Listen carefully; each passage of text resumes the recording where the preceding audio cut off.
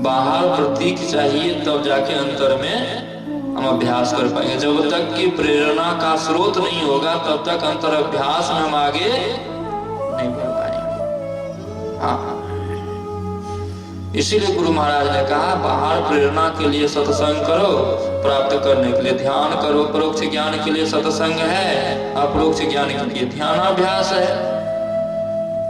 दोनों करो, जो कि यहाँ दोनों हो रहा है। इसीलिए कहा, फिर आगे कहते हैं, जिनके घट में ज्योति जरे उनकी सेवा शिव पार्वती करे। जिनके शरीर के अंदर में प्रकाश हो गया उनकी सेवा में भगवान शिव और पार्वती स्वयं उपस्थित हो जाते हैं। वो भी सेवा करके अपने आप को धन्य मानते हैं। देहस्था सर्व तीर्थानि, इस शरीर के अंदर में सब तीर्थ हैं। लेकिन जैसे बच्चे को जब तक कि बोध नहीं कराते तब तक बच्चे को अंग प्रत्यंग का ज्ञान नहीं होता, वैसे ही जब तक कि हम लोगों को संत गुरु बोध नहीं करा देंगे तब तक ना तो विद्या का पता लगेगा, ना देवी देवता का पता लगेगा, न तीर्थराज का पता लगेगा। अगर ये तीनों को अपने शरीर के अंदर में प्राप्त करना चाहते हैं तो सबसे पहले गुरु के पास जाइए, गुरु के वाक्य को मानिए। गुरु वाक्य न लभ्यते, मूल ध्यानम गृढ़ मूर्ति पूजा मूलम गृढ़ पदम, मंत्र मूलम गृढ़ वाक्यम, मोक्ष मूलम गृढ़ कृपा। गुरु रूप मूल ध्यान है, जिसको कि संत कबीर साहब ने कहा मूल ध्यान गुरु रूप है, मूल पूजा गुरु पाँव, मूल नाम गुरु वचन है, मूल सत्य सद्भाव।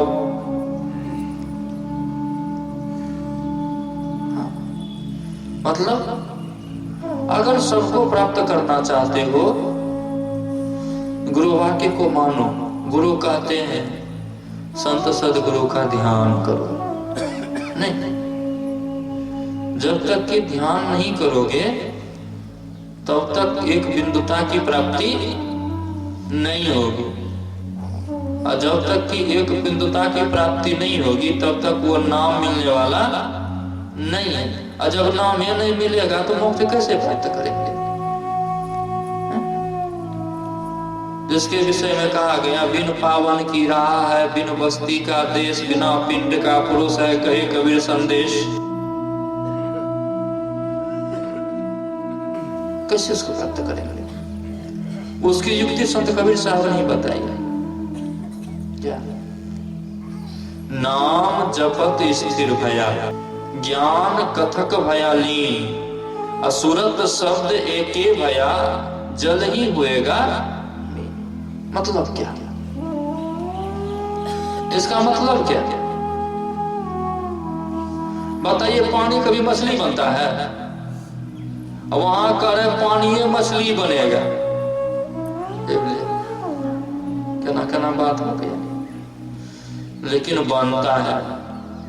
मैंने 2 दिन पहले कहने की कोशिश की थी, पानी मन को कहा गया, पवन चित्त को कहा गया। पानी मन को कहा गया, पवन चित्त को कहा गया। और पानी और पवन को स्थिर करना चाहते हैं तो वर्णात्मक नाम का जप करना होगा। जब तक कि वर्णात्मक नाम का जप नहीं करेंगे तब तक पवन और पानी स्थिर नहीं होगा। अगर पवन पानी स्थिर हो गया, वर्णात्मक जप हर हमेशा होने लग गया, वो पानी मछली बन जाता है। मन उल्टे तो सूरत कहा है। मीन का अर्थ होता है सूरत, मीन का अर्थ होता है सूरत, मीन मार्ग। सूरत शब्द योग को मीन मार्ग भी कहा गया है, जिसके विषय में संत कबीर साहब ने कहा, पंछी का खोज वो मीन का मार्ग, ढूंढे ना कोई पाया हो। जब तक कि गुरु के पास नहीं जाएंगे तब तक नाम नहीं मिलेगा। व्यर्थ में जीवन चला जाएगा। कितनों मन को पछाड़ते रहिए, मन पछड़ने वाला है ये नहीं। मन जो है ना, कैंसर के भी कीड़ा से विशेष बलवान नहीं। उसके गाजर का शॉट लगाता है बेचारे को, 2-4 घंटा के लिए हम कहे तो ना स्थिर रहता है, फिर दौड़ना शुरू भी कर देता है। उसी तरह मन वहां है, 2-4-10 मिनट के लिए रुकेगा, होगा कभी थिर हो गया, फिर वो भाग ही जाता है। लेकिन उनको ठीक करना चाहते हैं तो उनकी अवस्था को बदल दें, उनकी आकृति प्रकृति को ही बदल दें। जब तक कि उनकी अवस्था नहीं बदलेगी, जब तक कि उनकी आकृति प्रकृति नहीं बदलेगी, तब तक जो है मन ठीक नहीं कहा जाएगा। संत लोग समझ चुके, समझने के बाद ये दृढ़ता के साथ संत लोगों ने अनुसंधान में ऐसा खोज के अनुसंधि के अन्वेषण की, नहीं, जब तक कि मन अपने मन कहलाएगा तब तक ये मन कभी स्थिर रहने वाला नहीं है। ये मन को मन नाम, मन की संज्ञा, मन की संज्ञा को खत्म कर दो। मन को जो मन का नाम दिए हैं, मन का नाम ही खत्म कर दो। मन का नाम खत्म करके मीन का नाम दे दो, मन का नाम खत्म करके सूरत का नाम दे दो, मन का नाम खत्म करके पानी का नाम दे दो, तब ये मन अपने अभिमान छोड़ देगा। नहीं, प्रधानमंत्री कब डिस्चार्ज होता है? जब भूत लग जाता है। अभी भूतपूर्व होगा कि वो डिस्चार्ज हो गया, वो 1000 को जाके संदीप पत्र पे दस्तखत कर दे, एक को दस्तखत लागू होने वाला है लागू होने वाला। उसी तरह से मन का जो है ना पावर सीज कर दो, इसका पावर खत्म होगा, इसके अहम को खत्म कर दो कि तुम मन हो, अब हम तुम्हारे साथ नहीं हैं, अब हम सूरत के साथ में हैं, अब हम पानी के साथ में हैं, अब हम मीन के साथ में हैं। कहानी खत्म। ऐसा साधारण सी बात है, सुनने वाले हैं ये नहीं चाहता। कैसे होगा? 21,600 जा बनहद उपजय आपे। मनुष्य दिन और रात में 21,600 बार श्वास लेता है, जिसके विषय में डॉक्टर महाशय जी कह रहे थे। तीसरे दिन श्वास प्रति श्वास जप करो, वही श्वास प्रति श्वास जप जो करता है वही अजपा में परिणत होता है। ठीक है ना? जिसका अजपा परिपक्व होने की अवस्था में हो जाती है, अजपा मात्र, तो उनका शरीर काष्ठवत हो जाता है, पत्थर की तरह बैठे रहते हैं, हिलते डुलते नहीं। इसका मतलब क्या है? वो श्वास पर से श्वास पे वो ख्याल दे रहा है, वो साधक बस श्वास पर से श्वास पे जप कर रहा है, श्वास पर से श्वास पे जप कर रहा है। उनकी दृष्टि जो है, उनका लौ जो है, उनकी सूरत जो है श्वास पर से श्वास पे लगी हुई है। हाँ, लेकिन जैसे अजपा से लय योग में चला जाएगा तो अपने शरीर को शुद्ध को खो देगा कोई भी साधक। शरीर का ख्याल ही नहीं रहेगा, शरीर झुके कि टूटे कि फूटे उससे कोई मतलब नहीं है। एक नींद में जाता है, एक लय योग में भी जाता है। जब तक कि हम अजपा पे लगे हुए हैं, जब तक कि श्वास प्रति श्वास को पकड़ करके हम मंत्र का उच्चारण कर रहे हैं, तब तक मेरे शरीर में सुदृढ़ता एवं स्थिरता है। लेकिन जैसे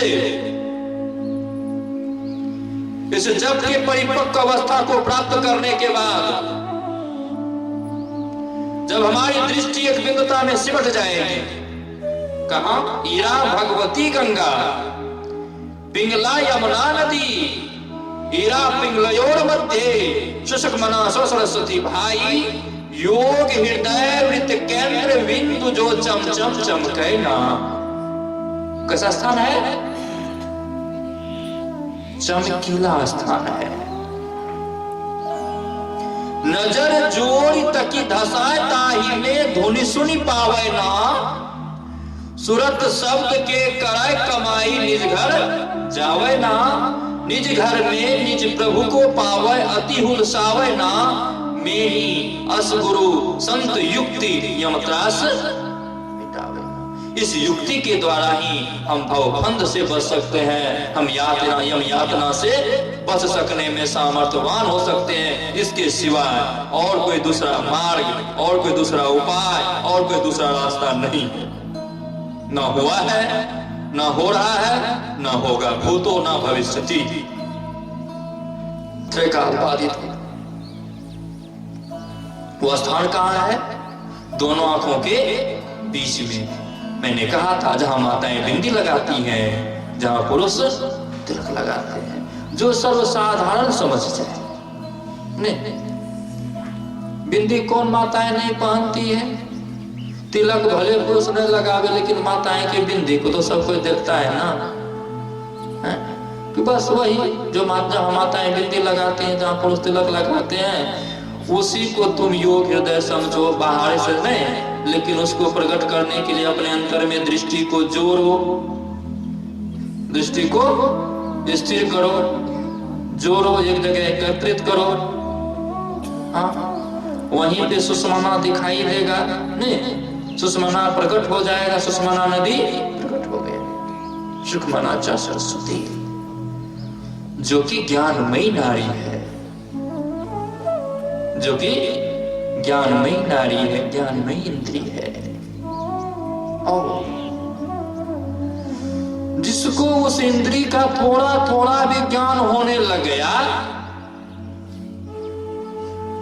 उनका शरीर शीतोष्ण हो जाता है। शीतोष्ण का मतलब, शीतोष्ण का मतलब क्या है? नहीं बेसी ठंडा लगेगा, नहीं बेसी गर्म लगेगा, एसी चालू हो गया देह। उसको बाह्य वस्तु की सहारा नहीं चाहिए। बहुत आदमी खाली बदन में रहने के लिए कोई स्वर्ण भस्म खाता है, कोई जमाइन सत लेता है, कोई ठंडा कम लगे तो चमन परास खाता है, गर्मी में कोई ठंडाई कोको काला थमसा पीता है। लेकिन ये सब बाह्य चीज का सेवन करके दुनिया को तू दिखाना चाहता है। दुनिया देख करके तो भले कुछ कह सकता है, तुम्हारी वाहवाही कर सकती है, लेकिन तुम्हारी आत्मिक उन्नति नहीं होगी। आत्मिक उन्नति को प्राप्त करने के लिए, अपने शरीर को सुतोष्ण बनाने के लिए सुषमना नाड़ी में प्रवेश करने का प्रयत्न करें। अपने आप ठंडी भी काबू में आएगा, गर्मी भी काबू में आएगा, सुख भी काबू में आएगा, दुख भी काबू में आएगा, लाभ भी काबू में आएगा, हानि भी काबू में आएगा, विजय भी काबू में आएगा, पराजय भी काबू में आएगा, निंदा भी काबू में आएगा, स्तुति भी काबू में आएगा। बशर्ते सुषमना का अभ्यास हम लोगों का ठीक ठीक होना चाहिए। हाँ, ठीक ठीक होना चाहिए। तब अगर सुषमना का अभ्यास हमारा ठीक ठीक हो रहा है, उसके अंदर में प्रवेश करके स्नान अगर कर लिए, तो क्या कहा? सुषमना में प्रवेश किए तो क्या चीज है? त्रिवेणी संगमो यत्र तीर्थराजो शौच्यते। अभी आप लोगों ने पाठ में सुना, एक एक सूत्र को समझिए क्या कह रहा है। त्रिवेणी संगमो यत्र तीर्थराजो शौच्यते तत्र स्नानं प्रकुर्वीतो। उसमें स्नान करने से सर्व पापाय प्रमुच्यते, सब पाप से मुक्त हो जाता है। सुनी समुझहि जन मुदित मनो, मज्जहि अति अनुराग, लहहि चारि फल अछत तनो, साधु समाज मज्जन फल। अगर स्नान कर लिया है तो बाहर में उसके जीवन में देखने में भी आना चाहिए। देखिए तत्काला काक होई पिक बकऊ, उसके वाणी में मधुरता, उनके आचार विचार व्यवहार में शीतलता आनी चाहिए।